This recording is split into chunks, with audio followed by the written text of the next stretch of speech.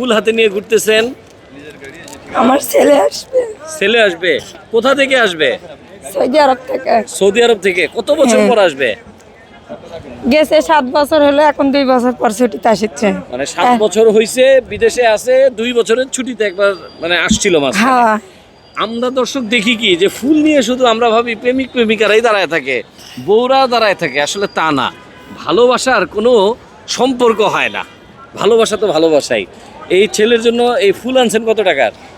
600 টাকা লেছে। 600 টাকার। দেখেন মায়ের ভালোবাসা।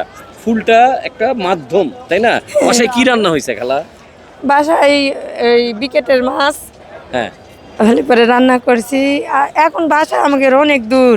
কোথায় আপনার বাসা? আমাদের বাসা নওগাঁ ছাড়াও ধরে লাও অনেক দূরেই তো। 65 টাকা ভাড়া। 65। এই মায়ের মুখটা আমরা দেখাই নাই, কারণ উনি এগিয়ে করে, হিজাব করে। ওনার চোখে কিন্তু পানি চলে আসছে ছেলেরে। আচ্ছা, ছেলেরে দেখে প্রথমে কি কইবেন গদ্য? আল্লাহ জানে। একটা চিৎকারি দিবেন না? ওরে সাওয়াল রে, মুখ সাওয়াল।